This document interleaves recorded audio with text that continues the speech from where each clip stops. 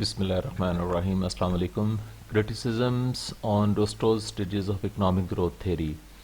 جی Rostow نے 1960 میں اپنی اکنامک گروتھ کی تھیری پیش کی. اس کے بعد اس کو کافی کرٹیسزم کا سامنا کرنا پڑا اور اس کے کرٹیسزم کے پوائنٹس کچھ اس طرح ہیں. نمبر 1 ہے euro centric and western bias. One of the major criticisms of the Rostow's theory is its Eurocentric and Western bias.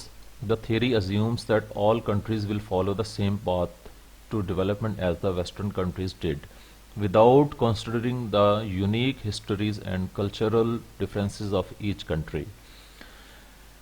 G Rostow نے کہا ہے کہ دنیا کے جتنے بھی بقیہ ممالک ہیں جو ایسٹرن کنٹریز ہیں، تھرڈ ورلڈ کنٹریز ہیں، وہ بھی ویسٹرن کنٹریز کی طرح جو ہے وہ انہی 5 سٹیجز میں سے، اکنامک گروتھ کی 5 سٹیجز میں سے گزر کے ایونچولی جو ہے وہ ڈیولپڈ کنٹریز کی لسٹ میں شامل ہوں گے، جس طرح کے ویسٹرن کنٹریز جو ہیں وہ پاسٹ میں انہی 5 سٹیجز میں سے گزرے ہیں.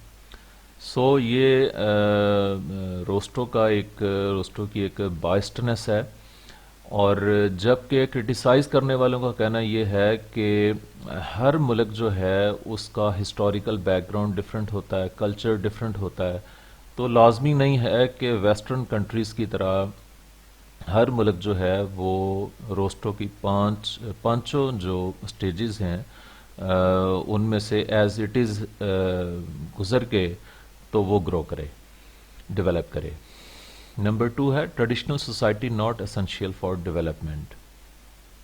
جی اس پوائنٹ میں کہا گیا ہے کہ کچھ کنٹریز ہیں جیسا کہ U S A, Canada, New Zealand اور آسٹریلیا وغیرہ، انہوں نے برٹن سے آزادی لی تھی. جب یہ برٹن سے آزاد ہوئے ہیں، انڈیپینڈنٹ ہوئے ہیں، تو اس ٹائم پہ یہ پری کنڈیشنز ٹو ٹیک آف کی سٹیج میں تھے.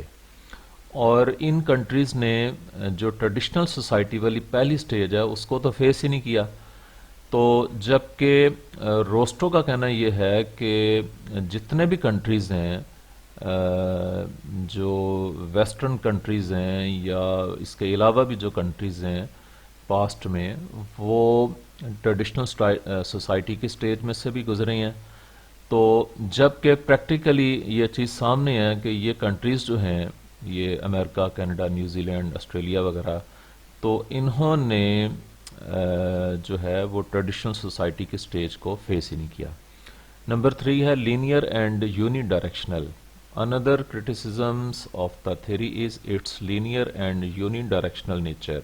Rostow's theory assumes that all countries must pass through the same stages in the same order, without considering the possibilities of countries skipping stages or experiencing setbacks. جی روسٹو کہتا ہے کہ دنیا کے جتنے ممالک ہیں وہ ان 5 سٹیجز سے اسی ترتیب کے ساتھ گزرے ہیں اور گزریں گے، اور ایونچولی جو ہے وہ ڈیولپڈ کنٹریز کی لسٹ میں شامل ہوں گے. جبکہ اس نے اس چیز کو اگنور کر دیا ہے کہ ہر ملک کا جو ہے وہ ڈیولپمنٹ ایکسپیرینس ڈفرینٹ بھی ہو سکتا ہے اور وہ کسی سٹیج کو سکپ بھی کر سکتا ہے. ہو سکتا ہے کہ کوئی کنٹری جو ہے وہ ٹریڈیشنل سوسائٹی سے جمپ کر کے تو ٹیک آف سٹیج میں پہنچ جائے، یعنی کہ فرسٹ سٹیج سے تھرڈ سٹیج میں پہنچ جائے. ہو سکتا ہے کہ کوئی کنٹری تھرڈ سٹیج سے جو ہے وہ جمپ کر کے 5th سٹیج میں پہنچ جائے. تو ایک یہ کرٹیسزم ہے. نمبر 4 ہے overlapping of different stages. Rostow کی 5 سٹیجز جو ہیں ان میں سے کچھ سٹیجز میں اوور لیپنگ پائی جاتی ہے، خاص طور پہ جو پری کنڈیشنز ٹو ٹیک آف اور جو ٹیک آف سٹیج ہے یعنی کہ سیکنڈ اور تھرڈ سٹیج. ان 2 سٹیجز کی کافی ساری کریکٹرسٹکس جو ہیں وہ سیم ہے. سو یہ جو ٹیک آف سٹیج ہے اور preconditions to take off stage ہے، اس میں کامن کریکٹرسٹکس کی وجہ سے اوور لیپنگ پائی جاتی ہے. نمبر 5 ہے neglects social and political factors. Rostow نے سوشل اور پولیٹیکل فیکٹرز کو اگنور کیا اور اس نے کہا کہ کنٹریز جو ہیں وہ صرف اکنامک فیکٹرز کی وجہ سے ہی پانچوں سٹیجز میں سے گزر کے تو ڈیولپمنٹ کی سٹیج کو اچیو کرتے ہیں، ڈیولپمنٹ کا سٹیٹس اچیو کرتے ہیں، جبکہ کرٹکس کا یہ کہنا ہے کہ جو ادر دین اکنامک فیکٹرز ہوتے ہیں like corruption, ethnic conflicts, political instability, ان کا کسی ملک کی معاشی ترقی میں، اکنامک ڈیولپمنٹ میں، اکنامک گروتھ میں ایک بڑا سگنیفیکنٹ اور وائٹل رول ہوتا ہے۔ تو جبکہ روسٹو نے ان فیکٹرز کو اگنور کر دیا۔ نمبر 6 ہے اگنورس انوائرمنٹل امپیکٹس۔ جی روسٹو کا یہ کہنا تھا کہ جب اکنامک گروتھ اور ڈیولپمنٹ ہوتی ہے تو اس سے انوائرمنٹ جو ہے وہ افیکٹ نہیں ہوتی، اور اکنامک گروتھ جو ہے یا اکنامک ڈیولپمنٹ ہمیشہ بینیفیشل ہوتی ہے اور اس کے کوئی ہارمفل امپیکٹس نہیں ہوتے۔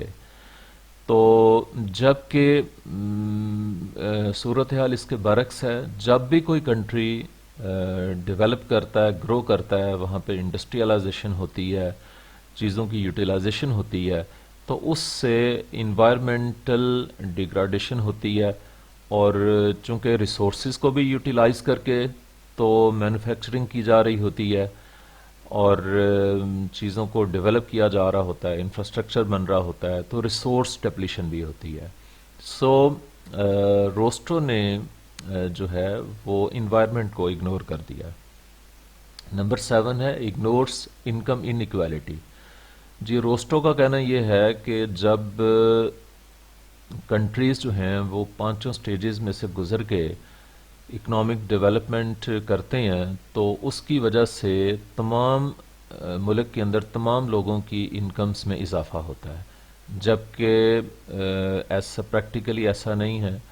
جو کرٹکس ہیں ان کا کہنا یہ ہے کہ جب اکنامک ڈیولپمنٹ ہوتی ہے تو اس کی وجہ سے کچھ لوگوں کی انکمز بہت زیادہ انکریز ہو جاتی ہیں، کچھ کی ماڈریٹلی انکریز ہوتی ہیں، کچھ کی نہیں انکریز ہوتی ہیں، تو اس کی وجہ سے انکم انیکویلٹی سوسائٹی میں کریٹ ہو جاتی ہے، جبکہ روسٹو نے اس چیز کو اگنور کر دیا۔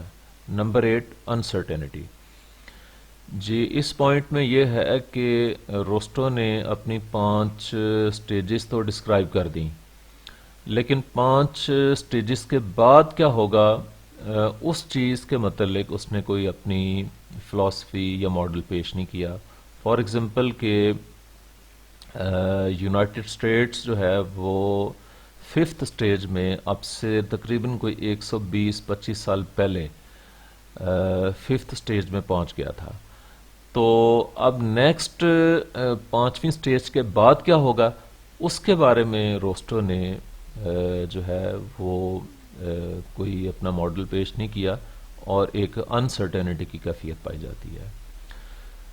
So, despite these criticisms, Rosto's theory remains a useful framework for understanding the economic development of many countries.